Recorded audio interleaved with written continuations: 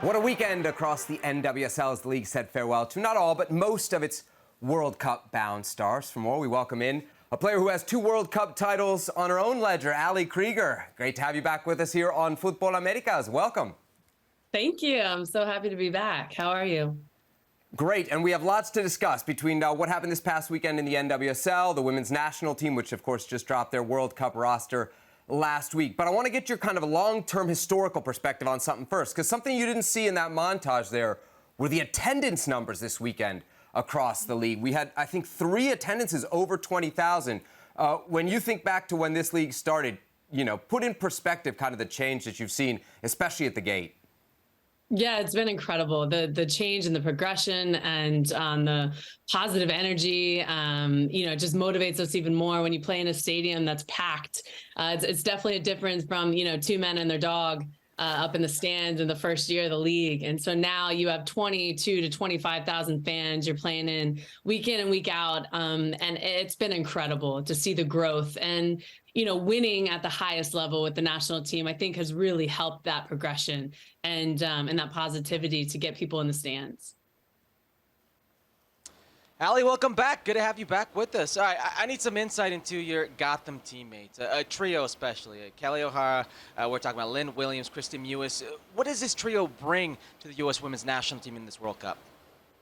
Well, they bring with Kelly experience for sure, and that leadership in the back line that we desperately need now that Becky Sauerbrunn is unfortunately injured and can't be in the tournament. And then you have Lynn Williams, who has scored 7 goals so far in the league. She's top with 4 or 5 other players right now fighting for that golden boot for the league, and she's really carried that offensive attack for our team on her back, and she's been having such a great start to the season. And then obviously Kristen Mewis, who's this is her first World Cup along with Lynn, and she has that experience with the national team that she's had for the past 3-4 years. And then when she was really young, kind of thrown into the team and really had to adapt and play at a high level at such a young age. So she has that experience, even though this is her first World Cup. She's had that experience at the highest level for a long time now. And I'm really thrilled for her because she, has always wanted to play in this tournament. And obviously watching her sister play last tournament, 2019, I think it's really incredible that she made the 23. Ali, I need a defender's perspective here, all right? So you see a lot of these players in the National Women's Soccer League, and there's a lot of very dangerous players on this U.S. Women's National Team roster, especially when you think about those kind of wide attacking positions, which you will deal with on a week-in, week-out basis. Of course, no Mallory Swanson, so we take her off the board. But of the players that are left, from a defender's perspective, like who do you least want to see as the matchup on the other side? Who's the most dangerous player for this U.S. team? I really feel that Sophia Smith obviously has the most goals in the league right now with 10, and I think she has 5 assists in the NWSL. She's been playing out of her mind at the highest level as well. But if she keeps this form, I feel like she is our go-to player, definitely in this tournament. And hopefully, she's going to be able to perform 7 games, 90+ minutes, because we need her every minute against every team. And so she will be key for us, and how successful she can be and how our teammates can help her be successful, I think will be key for us this tournament. And then obviously the interchange between Lynn Williams and Trinity Rodman and Megan Rapinoe and Alyssa Thompson. And then you have, obviously Alex Morgan, who this is her 4th World Cup, and she's going to be a leader in that attacking line. But Sophia Smith will definitely bring, hopefully, a lot of highlights for us to really enjoy this tournament.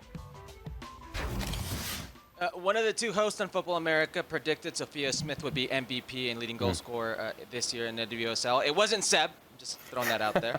It may be a moot point now because I'm a forward. I'm a forward at heart, played all my life, a 9, and I'm a little conflicted here. If I look at this roster, the only true 9 is Alex Morgan. Are we making too big of a deal of there now being another true 9, of the risk that Vlatko's taking here?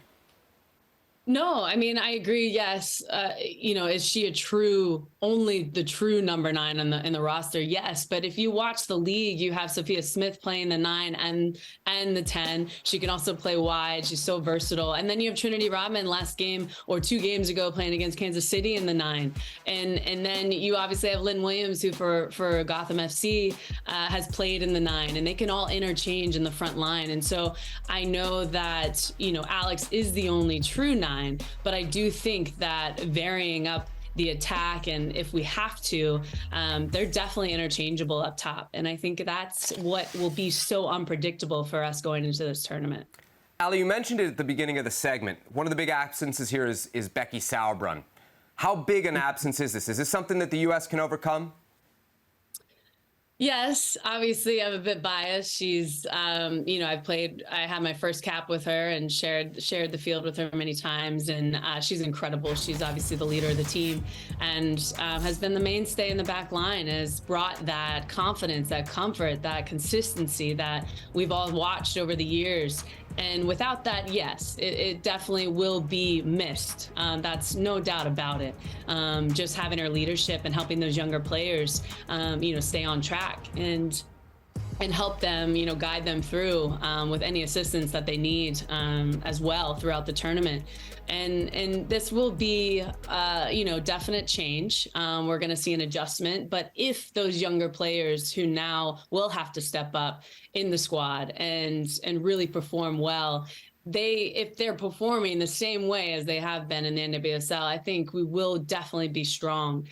Yes, are we going to miss that leadership quality? But then that's why you have players like Kelly O'Hara, Julie Ertz, definitely Megan Rapinoe even. I know she's not a defender, but she can help out in that way. And then Crystal Dunn.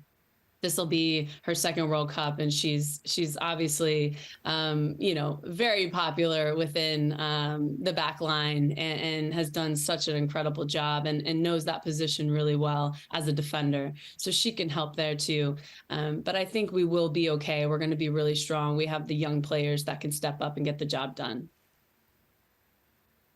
Ali, I hate comparing like different generations, like the generation of the past to this generation. I hate that. So let me ask you, can you compare the last 2 World Cup teams that you were on, 2015 and 2019, to this current U.S. women's roster? Maybe the overlapping differences that you see, and it's worth noting, those last two that you were on, world champions. You guys lifted that trophy. What are the differences from those 2 squads to this one? Yeah, great question. I mean, it's pretty obvious that there are 14, younger players. This is their first World Cup. I don't know if we've had that many in the past 2 World Cups, but that doesn't mean we can't be just as strong, if not better. I don't think it's better or worse. It's just different.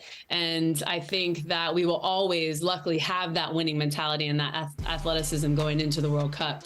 So that's not to worry at all. But I do think that we had in previous years or previous World Cups, we had a good balance of veteran leadership and youthful talent. So now that might be tipped the opposite way, but that doesn't mean we're not capable of performing just as good, if not better. So it will be different, but I think that the excitement will be there for sure. And I know that we will be strong. We're fully capable with the squad that we have. One of the other differences that I've noted is just having quality depth, I think, within every single position on the field in previous World Cups, especially in 2019. I thought that was, I might be biased in this, but one of our best teams, if not the best team that I've ever been on. And so, you looked down the bench into the sideline, no matter who would be called upon, was able to do the job and do it very well. So it will be, interesting to see how that will play out, especially barring all the injuries that we have, and a few injuries going into the tournament that I know some of the players are carrying. So it should be exciting, but also it's just different in that way. I think with the amount of depth that we had in previous years might be a little bit different now. Okay, Ali, before we let you go, I have to ask you about one more thing that we saw in that NWSL weekend recap montage. This Hotshot stuff. I don't know if it's a liquid. I don't know if it's a gel. We saw the reaction from Alyssa Thompson, a couple other, I think this was a Kansas City game as well. So What is this stuff and what does it taste like? You know, to be honest, I have never cramped out on the field, surprisingly, especially at my age.